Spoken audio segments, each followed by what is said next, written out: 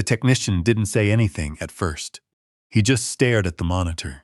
His hand was still resting on the mouse, but he had stopped moving it. The little repair shop around us went quiet in a way I still remember. The buzzing light above his desk, the old fan clicking in the corner, the rain tapping softly against the front window. Then he leaned closer to the screen. His face changed, not shock exactly, fear. He swallowed once and turned the monitor slightly away from the front counter, like he didn't want anyone walking by to see what he had just recovered from my security system. I was sitting across from him with both hands folded over the top of my cane. At 69 years old, a man learns how to read silence. Silence in a doctor's office. Silence at a funeral. Silence after your own children stop calling unless they need something. But this silence was different. This was the kind of silence that comes before bad news. The technician's name was Javier. Young man, maybe 30. Clean haircut, tired eyes, wedding ring, gentle voice. He had fixed my home security system twice before. He knew I wasn't one of those old men who yelled at technology just because I didn't understand it. I understood plenty. Before retirement, I spent 38 years as an insurance fraud investigator. Fires, fake injuries, staged burglaries, forged signatures, accidental deaths that didn't look accidental once you learned where to look. I had sat across from liars for most of my adult life. That morning, when Javier looked at me, I knew I wasn't about to hear about a corrupted hard drive. He lowered his voice. Mr. Mercer. I remember how he said my name, like he was deciding whether I was strong enough to hear the truth. What is it? I asked. He looked back at the screen. Then he paused the footage. The video was grainy, black and white, time-stamped 2:17 a.m. from the camera above my garage. It showed my driveway, my old blue Ford, the porch light flickering in the rain, and then it showed a person, some in a dark hooded raincoat, walking along the side of my house. They moved slowly, carefully, not like a thief, like someone who knew exactly where my cameras were.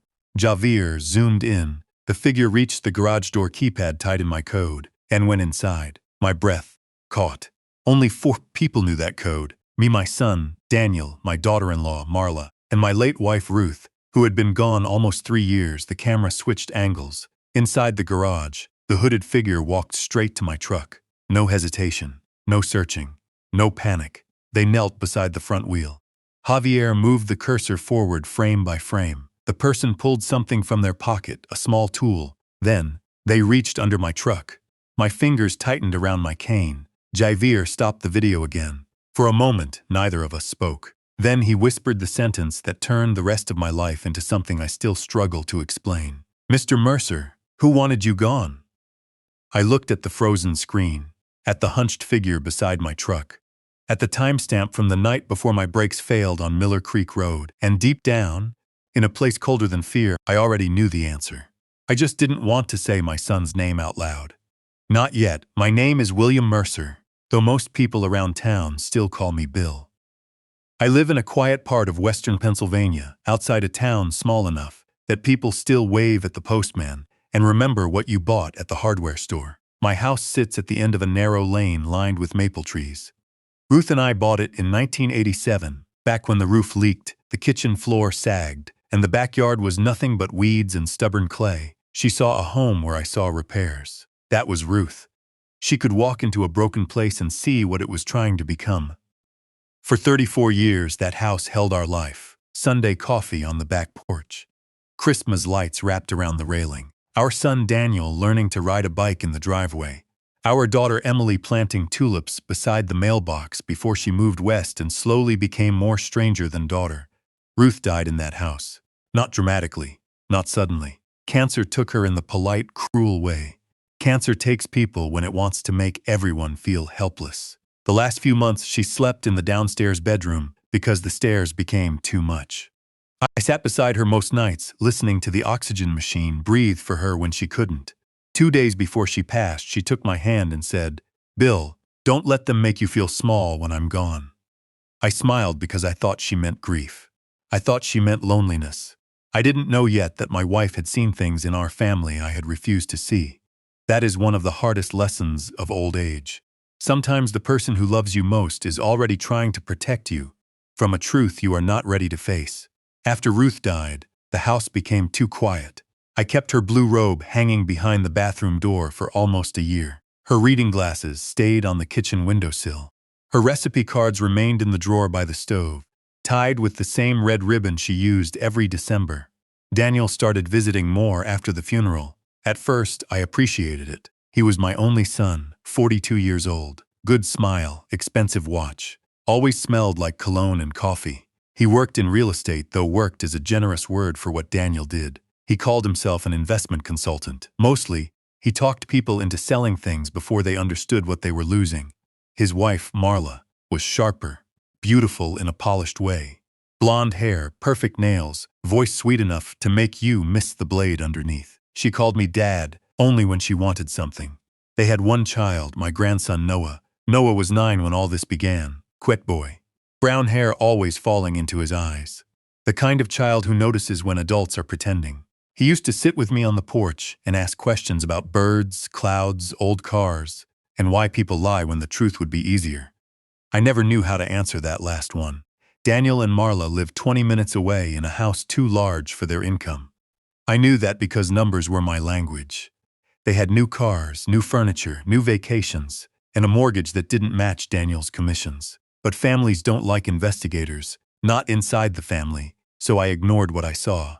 I told myself Daniel was doing fine. I told myself Marla was just particular. I told myself the strange comments about my house were harmless. You really need less space, Dad. You know, stairs are dangerous at your age. Maintenance must be overwhelming. Evergreen Pines has wonderful senior apartments. It started slowly. That's how manipulation works. Nobody walks into your kitchen and says, I am going to take your life apart. They bring groceries. They change a light bulb. They compliment the soup. Then they ask where you keep the deed. The first time Daniel mentioned selling the house, we were standing in the garage. He had come by to check on me, which meant walking room to room like a buyer at an open house. He stopped beside Ruth's old gardening shelves. You could get a great price right now, he said. Market is hot. I'm not selling. He smiled like I had made a joke. I know, Dad, I'm just saying. Big place for one person. It was big for 2 people too, we managed. His smile thinned. Marla appeared behind him holding a folder I had not noticed before. We're only thinking about your safety, she said. People who say that too often are usually thinking about control. I looked at the folder. What's that? Oh, just some information, she said. Independent living options, nothing serious. She placed it on my workbench, right on top of Ruth's old pruning gloves. I didn't touch it. That night, I moved the folder into the trash. The next morning, it was back on my kitchen table. That was the first time I felt it. A little cold feeling at the back of my neck. Something was wrong. I checked the doors, locked, engine locked, garage entry locked. I told myself maybe I had moved the folder and forgotten. Grief can make memory slippery. Age can make confidence fragile. And when your own family begins treating you like you are declining, part of you starts wondering if they are right. That is the cruelest part. They don't have to convince the world first. They only have to make you doubt yourself. A week later, my prescription bottle disappeared, blood pressure medication. I keep my pills in the same cabinet, same shelf, same small wooden tray. Ruth bought at a church craft fair. The bottle was gone. I searched for 20 minutes. When Daniel arrived, he found it in the freezer. He held it up with that soft, concerned expression adult children practice before they take away car keys. Dad, he said, how did this get in here? I stared at it. I didn't put it there. Okay, he said carefully. That word, okay. People say okay when they don't believe you but want witnesses to think they're being kind. Marla was behind him in the doorway. She looked sad, but her eyes were watching me too closely. Maybe we should schedule a cognitive screening, she said. I looked from her to Daniel. My mind is fine. Nobody's saying it isn't, Daniel said. But they were. They absolutely were. That night, I installed 2 extra cameras, one above the kitchen cabinets facing the back door, one inside the garage, hidden behind a dusty box of Christmas ornaments. I didn't tell Daniel. I didn't tell anyone. Old habits don't retire. The next strange thing happened 3 days later. I woke up at 1:06 a.m. to the smell of gas, not strong, just enough, a faint rotten egg odor from the kitchen. I came downstairs in my bathrobe, heart pounding, and found one burner on the stove turned halfway open. No flame, just gas.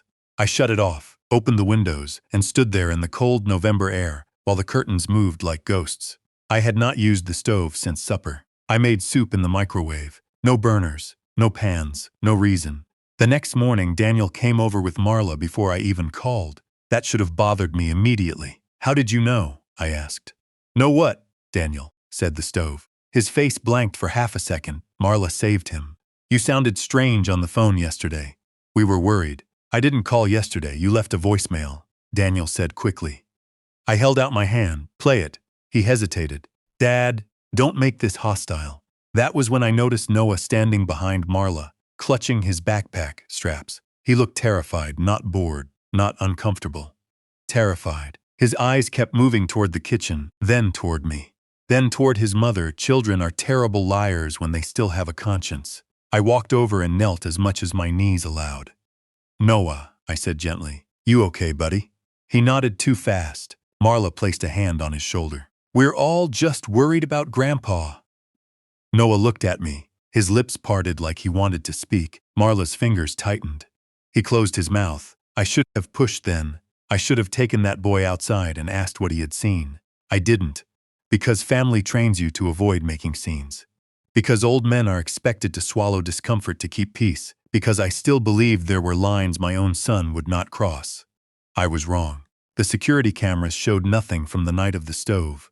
Not because nothing happened, because the footage from 12:43 a.m. to 1:11 a.m. was missing. All three cameras, kitchen, back door, garage, a perfect gap. That is when I called Javier. He came out the next afternoon, opened the DVR box in my hallway closet, and frowned. Somebody deleted segments manually, he said. Can you recover them? Maybe. But whoever did it knew enough to cover tracks. Not enough, I said. He glanced at me.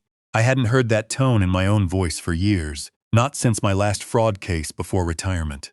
A woman in Ohio had burned down her husband's fishing cabin for insurance money and cried through the entire interview. Everybody believed her, until I found the receipt for gasoline hidden inside a Bible. There is always a receipt. People think evil is careful. It isn't. Evil is arrogant. I gave Javier the DVR drive and asked him to take it to his shop for deeper recovery. That was Monday. On Tuesday morning, my truck brakes failed. I was driving down Miller Creek Road, heading to the pharmacy, when the pedal sank soft under my foot. No resistance, no warning light. Just that sick, floating feeling when your body understands danger before your mind forms words. The road curved downhill toward a narrow bridge. I pumped the brakes. Nothing. The truck picked up speed. Trees blurred past my windows. For 1 second I saw Ruth's face, not as she looked when she died, as she looked the day we bought the house, standing in the overgrown backyard with dirt on her cheek, laughing because I told her we were insane. I pulled the emergency brake slowly, praying it wouldn't lock the wheels. The truck screamed, the rear slid. I clipped a mailbox, bounced into a drainage ditch, and slammed sideways against a maple tree. The airbag hit me like a fist. Then everything became white noise. When I opened my eyes, rain was dripping through the cracked windshield. My chest burned. My left wrist was bleeding, and my phone was ringing somewhere under the seat. It was Daniel. I stared at his name on the screen, Ringing. I didn't answer. A retired mechanic named Arnie found me 10 minutes later and called 911.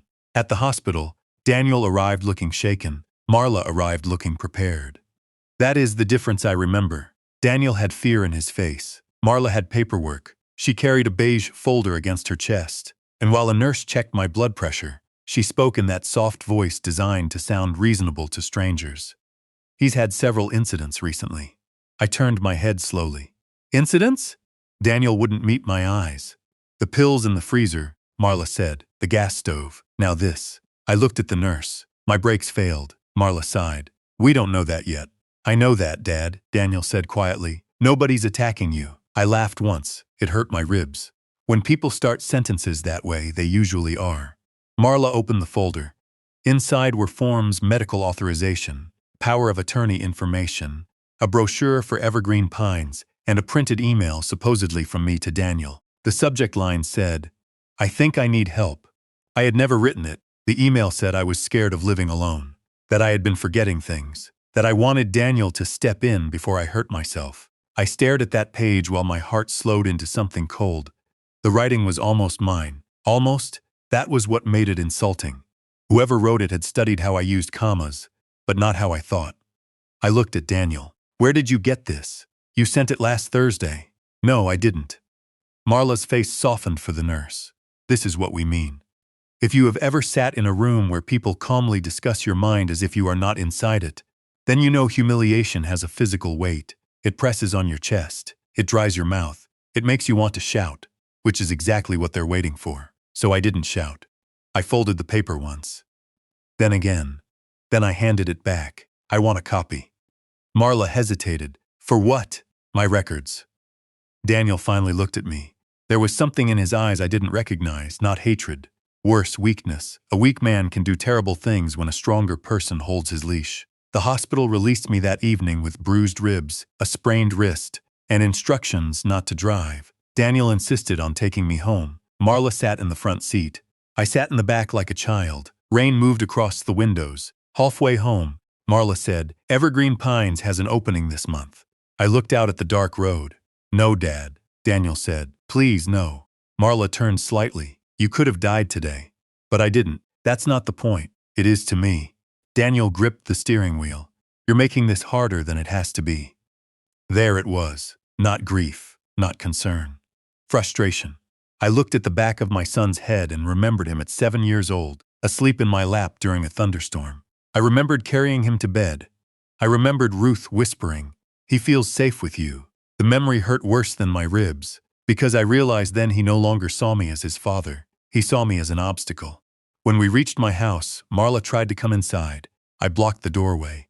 I'm tired. She smiled. We just want to make sure you're settled. I'm settled. Daniel looked embarrassed. Dad, good night. I closed the door before either of them could answer. Then I locked it. I stood there in the dark hallway, listening to their car idle in my driveway. 1 minute. 2, 3, then it finally pulled away. I didn't turn on the lights. I walked slowly to the kitchen, opened the junk drawer, and took out Ruth's old address book. Some numbers you don't keep in a phone. Not if you spent your career learning how phones disappear. I called an attorney named Vivian Cross. Vivian was 72, sharp as winter glass, and had handled Ruth's estate. She answered on the 5th ring with a voice like she had been awake waiting for someone to lie to her. Bill, I need help, I said. There was no pause. Who's trying to take what? That nearly broke me. Not because it was funny, because she understood too quickly. I told her everything. The missing pills, the gas stove, the deleted footage, the forged email, the brake failure. When I finished, she was quiet for a moment, then she said, Listen to me carefully. Do not sign anything. Do not accuse anyone yet. Do not tell Daniel you called me. And Bill, yes, start writing down every single thing. Dates, times, words, witnesses, details. Old investigators survive because they document before they feel. After we hung up, I sat at the kitchen table and opened a black notebook. On the first page, I wrote, November 11. Brakes failed. Daniel called during crash. Marla had POA papers at hospital. My hand shook as I wrote it. Not from age, from rage. Quiet rage is the most dangerous kind because it doesn't need to prove itself. The next morning, Javier called. Mr. Mercer, he said, can you come to the shop? Did you recover something? A pause. Yes. What? Another pause. You need to see it in person. I called a cab. I didn't tell Daniel. I didn't tell Marla. I didn't even tell Vivian yet. Javier's shop was in a strip mall between a laundromat and a nail salon. The sign said Rivera Textile Repair in blue letters, half the R flickering. When I walked in, the little bell above the door rang. Javier looked up from behind the counter and immediately locked the front door. That made my stomach tighten.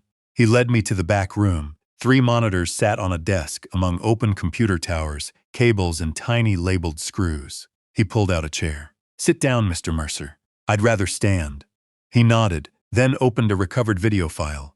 That was the first clip, the garage, the hooded figure, the keypad, my truck, the tool, my brakes. When he asked who wanted me gone, I did not answer. I couldn't, because grief had a strange cousin standing beside it now. Daniel, your mind can know something before your heart permits it. Javier moved to the second clip. This one is from the kitchen, he said. The timestamp read 12:51 a.m. From the night of the gas stove. My kitchen appeared in black and white CP. Then the back door opened. A woman stepped inside. Not hooded this time. Marla, she wore dark clothes and gloves. She moved with confidence, like she had done practice runs in her head. She walked straight to the stove, turned one burner halfway, then looked toward the hallway. For one awful second, she smiled. Not a big smile. Just a small, satisfied lift at the corner of her mouth. Then she pulled out her phone and took a picture of the stove. Javier glanced at me. I did not move. On screen, Marla left through the back door. 2 minutes later, she came back, this time with Noah, my grandson. He was in pajamas, hair messy, face pale. He looked half asleep. Marla pointed toward the stove, then toward the hallway, whispering something the camera did not capture. Noah shook his head. She grabbed his arm, not hard enough to bruise maybe, hard enough to command.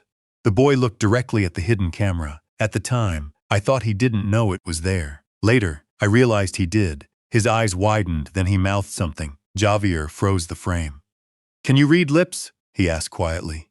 I leaned closer. Noah's mouth formed 3 words, "Don't drink it." I felt the room tilt. "Drink what?" Javier asked. I couldn't answer, because suddenly I remembered the mug. The night before the gas incident, Marla had brought me tea. "Chamomile," she said. For stress, I had set it on the counter and forgotten it when Noah asked me to help him fix a toy airplane in the living room. When I came back, the mug was gone. Marla said she had dumped it because it got cold. I gripped the back of the chair. "What else did you recover?" Javier looked like he wished I hadn't asked. He opened the 3rd clip. This one was from the living room camera. 3 days before the crash, Daniel and Marla stood near my fireplace while I was outside raking leaves. The audio was damaged but partly recoverable. Their voices came through in broken pieces. "Marla, he won't," signed Daniel. "Then we wait. Marla, we don't have time." Daniel, "The bank static." Marla, "Foreclosure notice." Daniel, "Keep your voice down." Marla, "No, you keep your father under control." Then Daniel said something that made Javier look away from the screen. "He's not dying fast enough." The words were distorted, but clear enough. My own son, my child. The boy I taught to throw a baseball. The boy Ruth packed lunches for every morning. The boy who cried when his first dog died and slept on our bedroom floor for 3 nights. He said I was not dying fast enough. Some pain does not make you cry. It empties you. I stood in that repair shop, watching my son become a stranger in front of me, and for a few seconds I felt nothing at all. No anger, no sadness. Just a terrible clean silence. Then Javier played the final recovered file. "I wasn't sure whether to show you this one," he said. "Show me." The camera angle was from the upstairs hallway. Noah stood outside my bedroom door at 3:08 a.m. He held something in his hand, a small folded paper. He pushed it under my door. Then he looked over his shoulder, frightened. The next morning, I had found no note. Marla must have taken it before I woke up. Javier zoomed in on the paper before it disappeared under the door. The image was blurry, but the words were printed in a child's uneven handwriting. "Grandpa, they want your house and the insurance money." I sat down then, not because my legs were weak, because that little boy had tried to save me, and nobody had saved him from knowing. Javier turned off the monitor. "I made copies," he said. 3 drives, 1 for you, 1 encrypted, 1 I'm keeping unless you tell me not to. I looked at him. "Why?" His jaw tightened. "My father died when I was 16. My uncle took everything from my grandmother while she was grieving. Nobody believed her, because she was old and he wore a nice suit." He slid a flash drive across the desk. "I believe footage." I closed my hand around it. "Thank you, Mr. Mercer." I looked up. "Be careful going home." That was only the beginning. By the time I left Javier's shop, the rain had stopped, but the world looked different. Every car behind the cab felt like a threat. Every porch light seemed watchful. Every memory of Daniel rearranged itself in my mind. The time he asked about my life insurance for estate planning. The time Marla photographed Ruth's jewelry for insurance records. The time Daniel took my laptop to update it and returned it with my email already open. The time Noah cried in the bathroom during Thanksgiving and said he had a stomachache. Not everything becomes obvious at once. Betrayal is like a photograph developing in darkroom. Chemicals. At first, you see shapes, then faces, then the truth looks back at you. I went home and did not park in the driveway. I asked the cab driver to let me out at the corner. I walked the rest of the way through wet leaves, using my cane, watching my own house like it belonged to someone dangerous. The back door was closed, garage door down, kitchen curtains still. But the little ceramic bird Ruth kept on the windowsill had been turned facing inward. That may sound like nothing. It wasn't. Ruth had placed that bird facing the garden for 20 years. After she died, I never moved it. Someone had. Someone had been inside while I was gone. I stood in the yard, staring at that bird, and felt my grief turn into something harder. I entered through the front door, quietly. The house smelled faintly of Marla's perfume, lavender and something chemical. I checked the hallway closet. The DVR box was gone. They had taken it. Of course they had. The problem was, they didn't know Javier already had the drive. In the kitchen, one drawer was open. The drawer where Ruth's recipe cards were kept. I walked over slowly. The red ribbon was untied. The cards had been disturbed. At first, I thought they were looking for money. Then I saw what was missing, Ruth's lemon pie recipe. That sounds foolish unless you knew Ruth. She hid important things in ordinary places. Birth certificates behind frames cross-stitch, safe deposit keys inside old sewing tins, a copy of our trust summary taped behind a recipe card because, as she once told me, nobody steals lemon pie. But Marla had found it, or Daniel had told her where to look. I opened the cabinet above the refrigerator and pulled down Ruth's blue cookie tin. Inside were Christmas cookie cutters, 2 old photographs, and a key wrapped in wax paper saved deposit box 113. Still there, thank God. I called Vivian. This time, I didn't tell her everything over the phone. I said I have footage. She said, bring it to my office, not tomorrow now. I think they've been in the house. Then leave the house. I looked around my kitchen, at Ruth's curtains, at the little table where Noah used to color, at the doorway where Daniel's height marks were still penciled into the frame under layers of paint. No, I said. Vivian went quiet. Bill, I'm done leaving my own life. Then at least don't be alone. I thought about that. Then I called the only man in town who owed me a favor big enough not to ask questions. Retired Detective Howard Price. Howard and I had worked cases together in the 90s. He was 74 now, widowed, diabetic, and still carried himself like he expected someone to confess if he stared long enough. When I told him I needed a witness, he said, coffee or weapon? Coffee. That bad? Worse. He arrived 20 minutes later in an old brown Buick with a cracked windshield and a legal carry permit he had never stopped talking about. He stepped into my kitchen, looked at my face, and didn't make jokes. That is how I knew he understood. I showed him the clips, the garage, the stove, the living room, Noah's note. Howard watched without interruption. When Daniel's voice said, he's not dying fast enough, Howard removed his glasses and cleaned them with a handkerchief. Not because they were dirty, because old men sometimes need something to do with their hands when they are trying not to break. Finally, he said, you want police? Eventually. Why not now? Because I don't know how deep it goes. Howard looked at me for a long moment. Then he nodded. Still an investigator. Still a father too. That's the dangerous part. He was right. If this had been a case file, I would have moved fast and clean. Evidence, warrant, arrest, charges. But this was my son. And Noah was inside that house with them. One wrong move, and Marla would tighten around him like a fist. Vivian arrived herself at 8:30 that night. She never made house calls. She came anyway. She wore a gray coat, carried a leather briefcase, and smelled faintly of peppermint. At my kitchen table, we formed the strangest little war council I'd ever seen. A retired investigator, a retired detective, an old attorney, and the ghost of my wife in every corner of the room. Vivian reviewed the footage, the forged email, the POA papers, the missing DVR, and my notes. Then she asked the question I had been avoiding. Bill, do you have a current life insurance policy? Yes. How much? 200,000. Beneficiary, I looked down Daniel. Vivian closed her eyes briefly. Any property transfer documents recently? No. Are you sure? That question settled heavily. I thought about the missing lemon pie recipe, the trust summary, the way Marla had pushed evergreen pines. Ruth and I put the house in a revocable trust, I said. After she died, it became mine to live in until death. Then Daniel and Emily inherit equal shares. Unless what? I swallowed. Unless one of them attempts coercion, fraud, or elder abuse. Ruth insisted on that clause. Vivian's eyes sharpened. Did she? She said families get strange around houses. Vivian leaned back. Your wife was a very wise woman. I looked toward the dark window. Yes, I said, she was. Vivian tapped the table. Here's what we do. First, tomorrow morning you undergo an independent cognitive evaluation with Dr. Feldman. We establish capacity. Second, we file a confidential elder abuse report with Adult Protective Services and provide preliminary evidence. Third, Howard contacts someone he still trusts in the department quietly. Fourth, we secure the safe deposit box. Fifth, we get Noah protected. How? She hesitated. Carefully. That word followed me into sleep. Carefully. The next morning, Daniel called 8 times before 9 a.m. I didn't answer. Then Marla texted Dad, "We need to talk about next steps." Daniel is very upset. I almost laughed. Daniel was upset. I was almost killed, but Daniel was upset. At 9:14, another text came. "We are coming over at noon." Not asking, telling. I wrote back one word. No. 3 dots appeared, disappeared. Appeared again, then Marla replied, "This is exactly the behavior we are concerned about." There it was again. Every refusal becomes evidence. Every boundary becomes symptom. Every act of self-protection becomes proof you need control.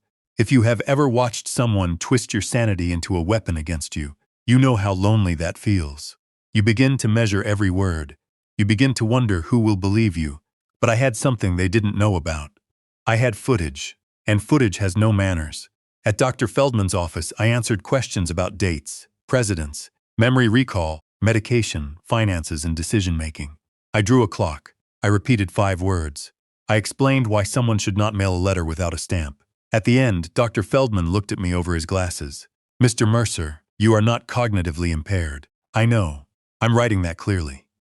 Thank you." He paused. "Are you safe at home?" It was a simple question. It nearly undid me. Old men are taught not to say they are afraid. We say we're fine. We say it's nothing. We say we can handle it. But the truth was, I had started sleeping with a chair under the bedroom doorknob, so I told him. "No," I said. "I don't think I am." He listened. He believed me. Do you know what that does to a person who has been quietly made to doubt himself? It gives him back his spine. From there, Vivian took me to the bank. Safe deposit box 113 was in a little room with beige walls and a camera in the corner. The bank manager, Mrs. Ellis, placed the long metal box on the table and left us alone. Inside were Ruth's last safeguards, a copy of the trust, a sealed letter with my name, a sealed letter with Daniel's name, a flash drive labeled house, and a note in Ruth's handwriting. "Bill, if you are opening this because something feels wrong, trust that feeling." I sat down hard. Vivian touched my shoulder once, then stepped back. I opened my letter. Ruth's handwriting had always leaned slightly right, like it was moving forward. "My Bill, if you are reading this, then I was right to worry. I hope I was wrong. I hope our children honored you, protected you, and loved you the way you deserve. But if greed has entered our home after I'm gone, I need you to remember something. You are not weak because you loved them. You are not foolish because you trusted them. But do not mistake your grief for obligation. The house is not just wood and stone. It is our life. It is your safety. And I have placed protections in the trust because I have watched Daniel change when money is mentioned.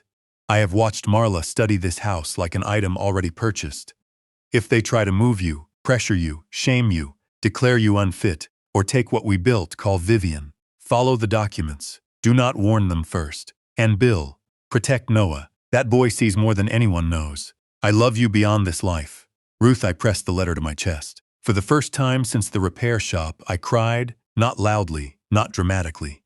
Just an old man in a bank room, holding proof that his dead wife had been protecting him longer than his living family had been loving him. Vivian waited. Good attorneys understand silence too. When I could speak again, I opened the trust documents. Ruth had done more than I knew. If Daniel or any beneficiary attempted coercion, fraud, abuse, forced guardianship, or criminal harm against me, their inheritance could be suspended pending investigation and permanently redirected into a protected education trust for Noah.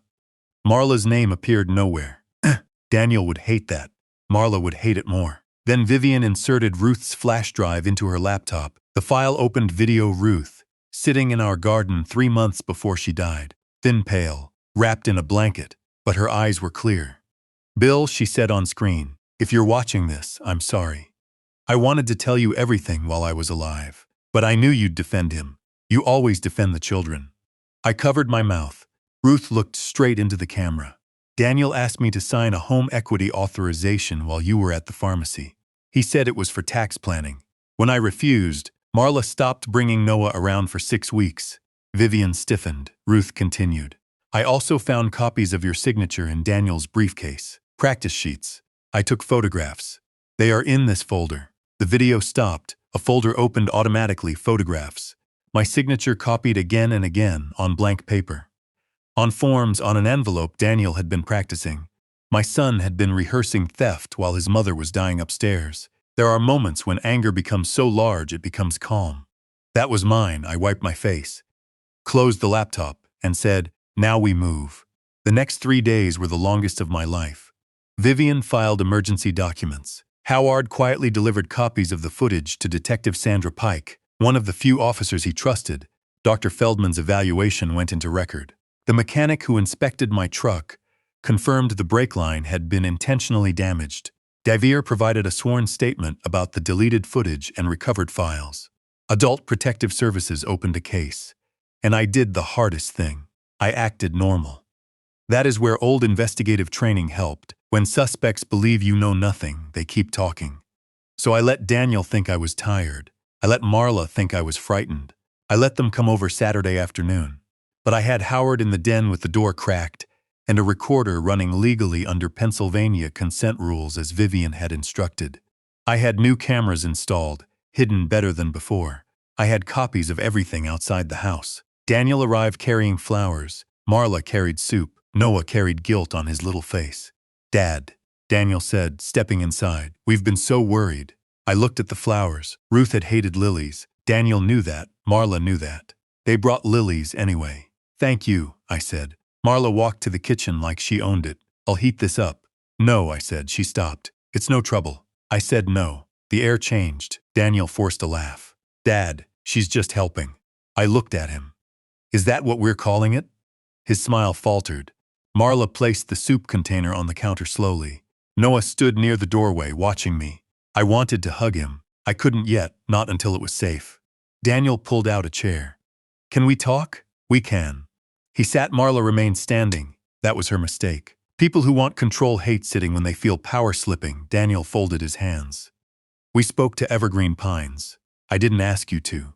They have an opening Monday." "No," Marla exhaled sharply. "Bill, this can't continue." I looked at her. "What can't?" "This denial." "About what?" "Your condition." "My condition?" "Yes." "And what condition is that?" She looked at Daniel, annoyed. Daniel cleared his throat. "The forgetfulness, the danger to yourself, truck accident, the brake failure, Dad, the gas stove." Marla's eyes narrowed. "You left it on, did I?" Her face stayed still. "Almost. I saw the flicker, small but there.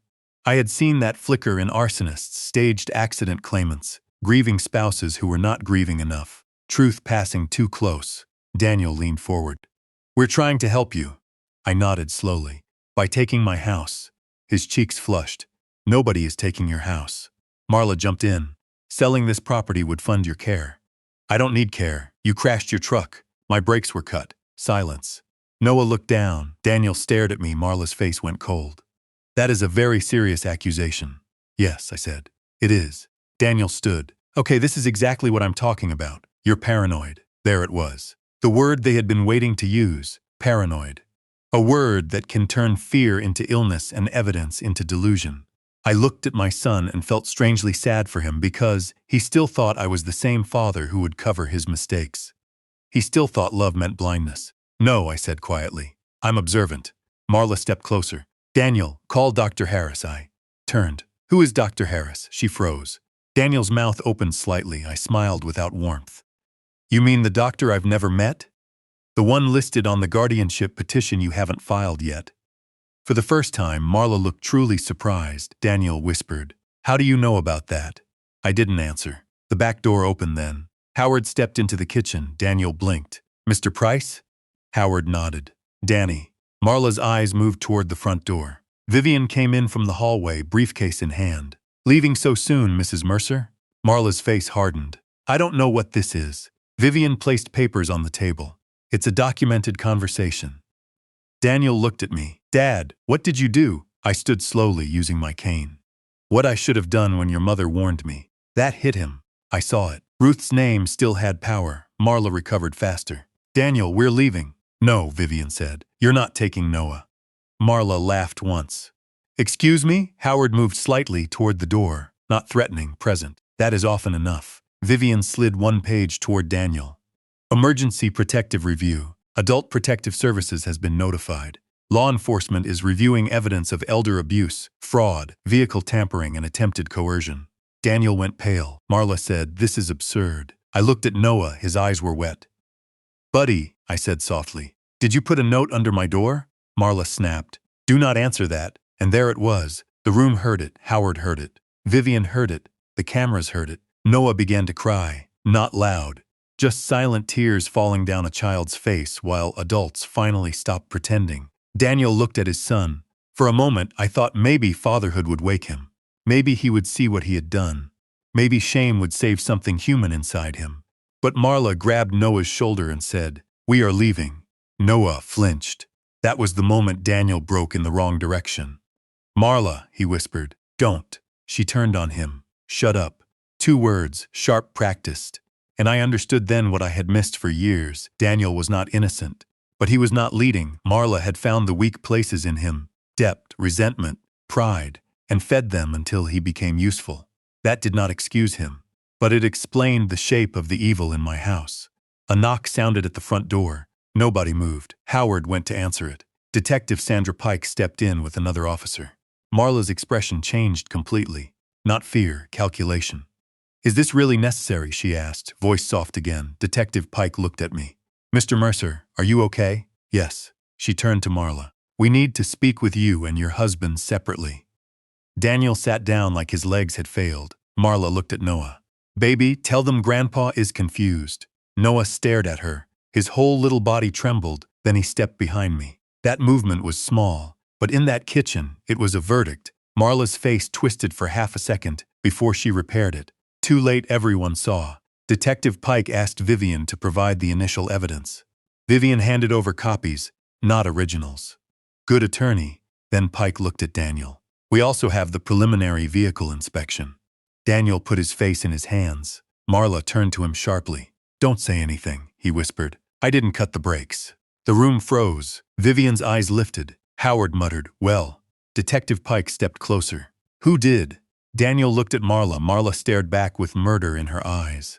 Not the loud kind, the quiet kind, the kind that says, "I own your fear." Daniel started crying. I had not seen my son cry since Ruth's funeral, and even then I wasn't sure it had been for her. "I didn't know she was going to do that," he said. Marla's voice turned ice cold. "You coward."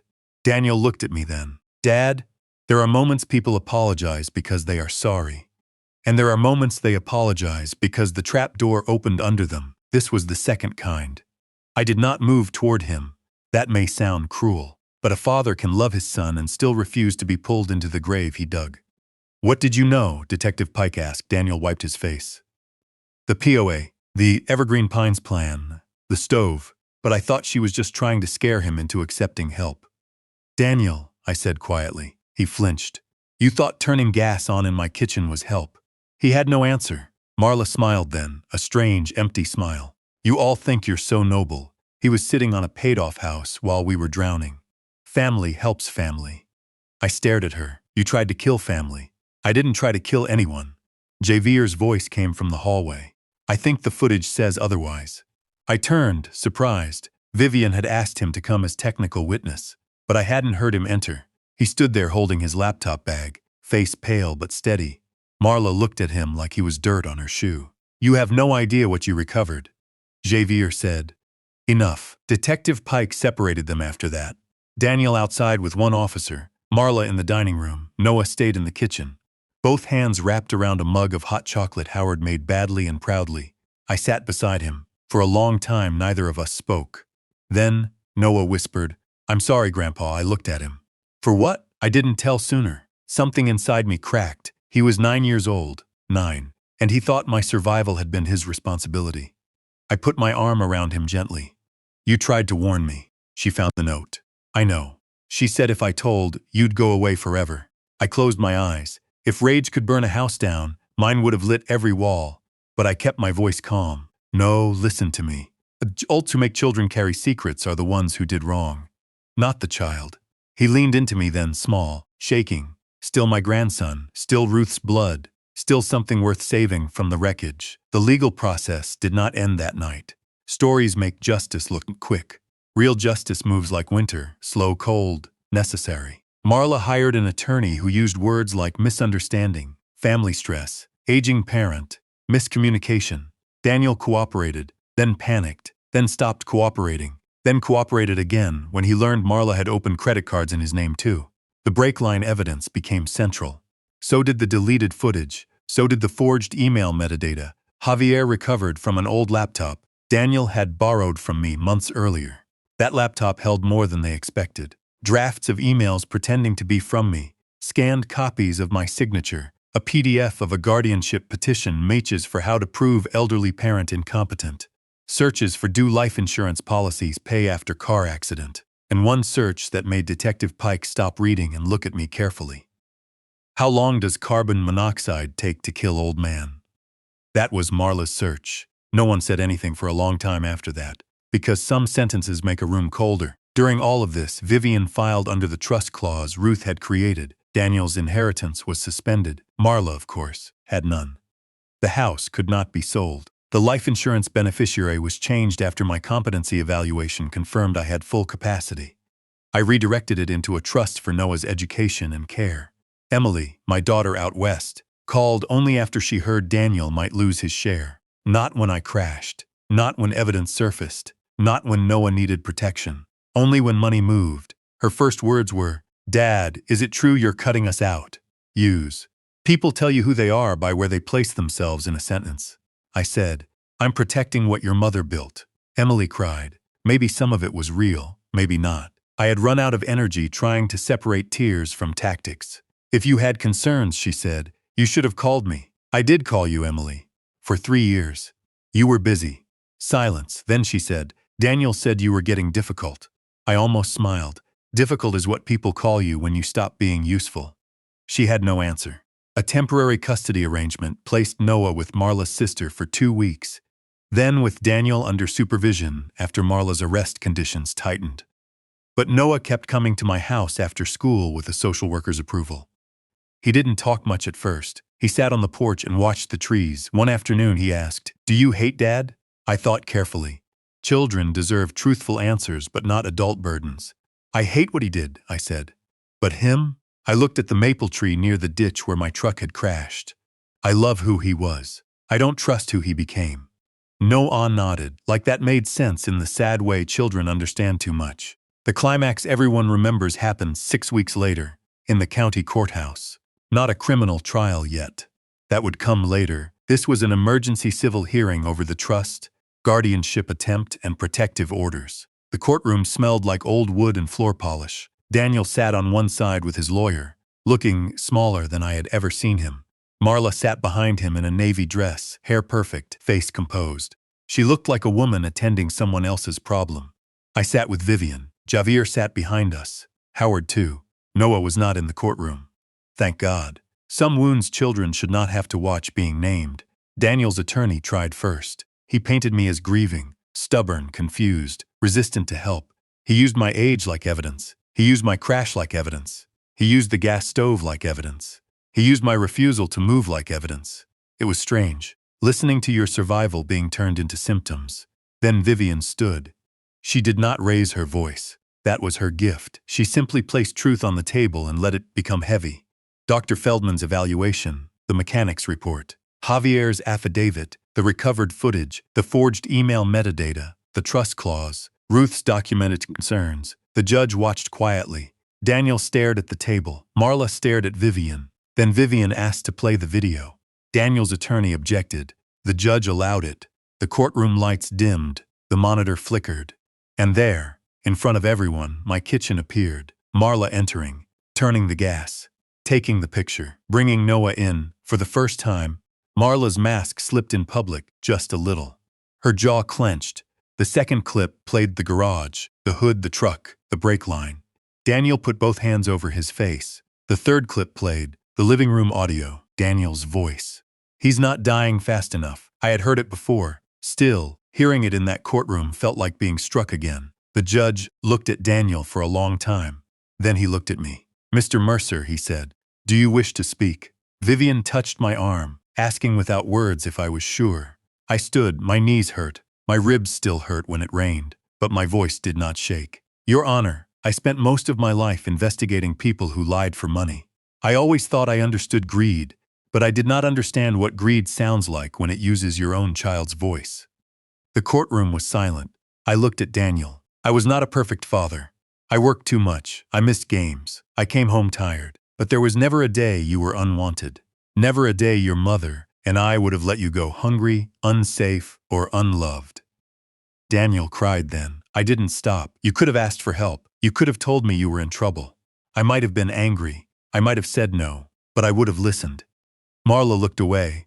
I turned back to the judge. But this was not a request for help. This was a plan to erase me while I was still breathing. That sentence landed. I felt it. The judge did too, I continued. My wife saw it before I did. She protected me on paper because she knew my heart would be slow to accept what my eyes were seeing. I am asking this court to uphold the protections she put in place, to stop any attempt to declare me incompetent, and to make sure my grandson never again has to choose between telling the truth and feeling safe. When I sat down, Vivian squeezed my wrist. The judge ruled that day. The guardianship effort was dismissed. A protective order remained in place. Daniel's inheritance stayed suspended pending criminal findings. The trust protections were upheld. The house remained mine. And Noah's welfare case stayed active with court supervision. It was not everything, but it was enough for that day. Outside the courthouse, reporters from a local station had gathered because elder abuse cases involving attempted fraud and vehicle tampering make good headlines. I didn't speak to them. Marla did. Of course she did. She stood on the courthouse steps and said, "This family tragedy has been twisted by outsiders." Outsiders. That meant Javier, Vivian, Howard, the doctor, the mechanic, the judge. Everyone who refused to let her control the story. A reporter asked, "Did you turn on the gas stove in Mr. Mercer's home?" Marla smiled sadly. No comment. But the camera caught Daniel behind her, staring at the ground. A week later, he accepted a plea arrangement on fraud-related charges and agreed to testify regarding Marla's actions in the vehicle tampering investigation. Marla fought longer. People like her often do. They mistake delay for innocence. But evidence has patience. Javier's recovered footage became the spine of the case. The mechanic's report gave it bones. The laptop searches gave it teeth. Ruth's documents gave it history. And Noah's attempted warning gave it a heart. I won't pretend everything became peaceful overnight. It didn't. Some nights, I woke at 2:17 a.m. and listened for footsteps in the garage. Some mornings, I stared at my coffee too long before drinking it. For months, I could not smell lavender without feeling my chest tighten. Betrayal changes your senses. It teaches your body to remember what your mind wants to forget. Daniel wrote me letters from his attorney's office. At first, they were full of excuses, depth, pressure, Marla fear. Then they became shorter. "I'm sorry. I don't know who I became. Mom would be ashamed." That last one I believed, not because it helped, because it hurt him enough to be true. I did not visit him immediately. Forgiveness is not a door people get to kick open because they feel guilty. Sometimes forgiveness is offense. It lets you see someone without letting them back inside your house. Marla's trial took nearly a year. By then, Noah was 10. He had started smiling again, though quietly. He liked helping me fix things around the house. The mailbox from the crash, the porch rail, Ruth's garden boxes. One spring morning, we planted tulips by the mailbox where Emily had planted them as a girl. Noah pushed bulbs into the soil with serious concentration. "Grandma Ruth liked yellow ones," he asked. "She liked any flower stubborn enough to come back after winter." He thought about that. "Like you?" I smiled. "Like us." He looked at the house. "Are you ever going to sell it?" "No, good." "Why?" He shrugged. "It feels like she's still here." I looked toward the kitchen window. The ceramic bird was facing the garden again. "Yeah," I said. "It does." The day of Marla's sentencing, I did not give a victim statement full of fire. I had carried fire long enough. I stood in the same courthouse, older by a year but steadier, and spoke plainly. "I used to think danger arrived as a stranger," I said. "A man in an alley, a burglar at night, a voice on the phone. I was wrong. Sometimes danger uses a spare key. Sometimes it brings soup. Sometimes it calls you dad while measuring your house for sale." Marla looked straight ahead, no tears, no regret. Just resentment that the world had refused to bend, I continued. What she stole from me was not just safety. It was trust. It was the comfort of believing my family would never discuss my death like a financial inconvenience. The judge listened. Daniel, seated behind the prosecutor as a cooperating witness, cried silently. I did not look at him much. That chapter belonged to consequences, not comfort. Marla received prison time for multiple charges, including conspiracy, elder abuse-related fraud, and reckless endangerment tied to the gas incident and vehicle tampering. The exact legal language mattered less to me than one simple fact: she could not walk into my kitchen anymore. She could not touch my grandson's shoulder and silence him. She could not turn my age into a weapon. After sentencing, Javier found me in the hallway. He looked nervous, like young people do when they want to say something respectful to grief and don't know how. "Mr. Mercer," he said, "I'm glad the footage helped." I shook his hand. "You did more than recover footage," he frowned. "What do you mean? You recovered the truth before they buried it." His eyes softened. "Your grandson did that first." I nodded. "Yes," I said, "he did." That evening, I went home alone, not lonely. There is a difference. The sun was setting behind the maple trees, turning the wet road gold. I stood in the driveway for a long time beside the spot where the truck used to sit. I had sold it. Not because I was afraid, because some objects hold the echo of a moment too loudly. I bought a smaller car with better brakes and more warning lights than a spaceship. Howard made fun of it. Vivian said it was sensible. Noah said it looked like a turtle. Life continued. That is the part stories often skip. After betrayal, you still have to buy groceries, pay bills, clean gutters, answer mail, make coffee, fold laundry. You still have to live in the house where people plotted against you and teach your body that the floor is safe again. Some days, I succeeded. Some days I didn't. But every Thursday afternoon, Noah came over after school. We made grilled cheese, we did homework. We watched old detective shows and paused them so he could guess who lied. He got good at it. Too good, maybe. One afternoon, he said, "Grandpa, how do you know when someone loves you for real?" I turned down the stove. That question deserved more than a quick answer. "I think," I said slowly, "real love doesn't need you confused to feel powerful." He sat with that, then nodded. Children who survive manipulation become careful listeners. I wish he hadn't needed to learn so young. Years from now, people in town will remember the headlines. Old man's security footage reveals family plot. Son testifies against wife. Grandfather protected by late wife's trust. They'll talk about the brake line, the gas stove, the forged emails. They'll say it was shocking. They'll ask how a family could do that. But I don't think evil begins with brake lines. It begins much smaller. A joke about you being old, a decision made without asking you, a document placed in front of you when you are tired, a child told not to speak, a missing pill bottle, a camera gap, a folder on a kitchen table that keeps coming back after you throw it away. That is why I tell this story. Not because I enjoy remembering. I don't. I tell it because somewhere, an older man or woman is being told they are confused when they are simply inconvenient. Somewhere, a family is using the word safety when they mean control. Somewhere, a child sees the truth and thinks it is their job to save an adult. And somewhere, a small detail is waiting to be noticed. A timestamp, a missing recipe card, a turned ceramic bird, a technician's frightened face. People ask if I hate Daniel. The truth is complicated. I hate what greed made visible in him. I hate that he let Marla use his fear as a bridge to my life. I hate that he looked at me and saw money where his father stood. But hate is too heavy to carry every day. So I carry boundaries instead. Daniel is out now. He lives 2 towns away, works at a hardware store, pays restitution, attends counseling because the court told him to, and maybe lately because he knows he needs to. He has supervised visits with Noah. Sometimes Noah asks to go. Sometimes he doesn't. I let the professionals handle what I am too close to see clearly. Daniel sent me a letter last month. No excuses this time. Just 1 page. Dad, I don't expect forgiveness. I don't deserve trust. I only want you to know I understand now that what I called pressure was greed, and what I called weakness was my choice. Mom tried to warn me about becoming small around money. I became smaller than she feared. I am sorry, Daniel. I read it twice. Then I placed it in Ruth's cookie tin, not as forgiveness, as evidence that people can name their own sins, even if naming does not erase them. Maybe one day we will sit on the porch. Maybe we won't. Peace does not require every door to reopen. Sometimes peace is locking the door without anger. Last winter, on the anniversary of the day Javier recovered the footage, I found Noah in the garage. He was standing near the wall where the old hidden camera had been. "What are you doing?" I asked. He turned, embarrassed. "Nothing." I waited. He pointed to the corner. "Was that where the camera saw everything?" "Yes," he looked down. "I'm glad it did." "Me too." He was quiet a moment, then he said, "If the camera hadn't seen it, would people have believed you?" I wanted to say yes. I wanted to tell him truth always wins because that is what children deserve to believe. But Noah had already lived inside a lie built by adults, so I gave him something better than comfort. I gave him honesty. "Some would have," I said. "Some wouldn't. That's not fair." "No." He looked at me.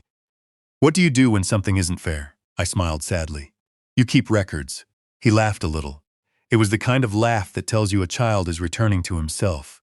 That night we made Ruth's lemon pie from a photocopy of the recipe. The original card was still missing, probably taken by Marla and discarded when she realized it wasn't the real prize. But Ruth had written the recipe in 3 places. Of course she had. The pie came out uneven. Crust too dark on one side. Noah said it was perfect. We ate it at the kitchen table under warm light while snow tapped softly against the windows. For the first time in a long time, the house felt full. Not full like before. Never like before, but full enough.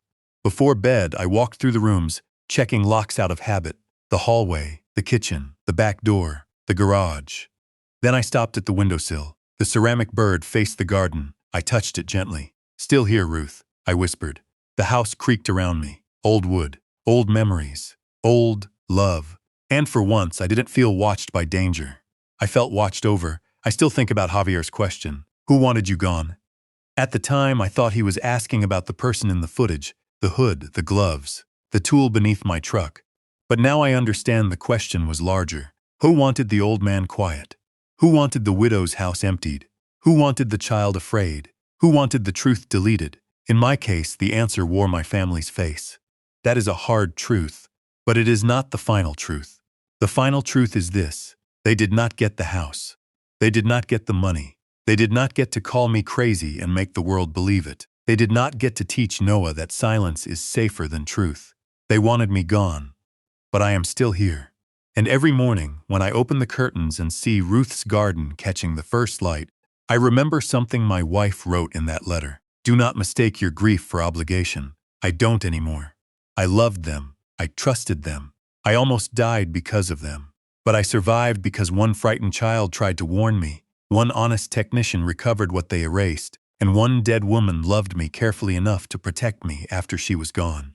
So if something in your home feels wrong, if the people around you keep calling your fear confusion, if documents appear where they shouldn't, if cameras go dark at exactly the wrong time, pay attention, write it down, tell someone outside the family, and never let anyone convince you that getting older means you stop knowing when danger has entered your house. Because sometimes the monster doesn't break a window. Sometimes it already knows the garage code. And sometimes the first person to say the truth out loud is not a lawyer, not a detective, not even your own blood. Sometimes it's a young technician in a flickering repair shop, staring at recovered footage, turning pale before he asks the question that saves your life. Who wanted you gone?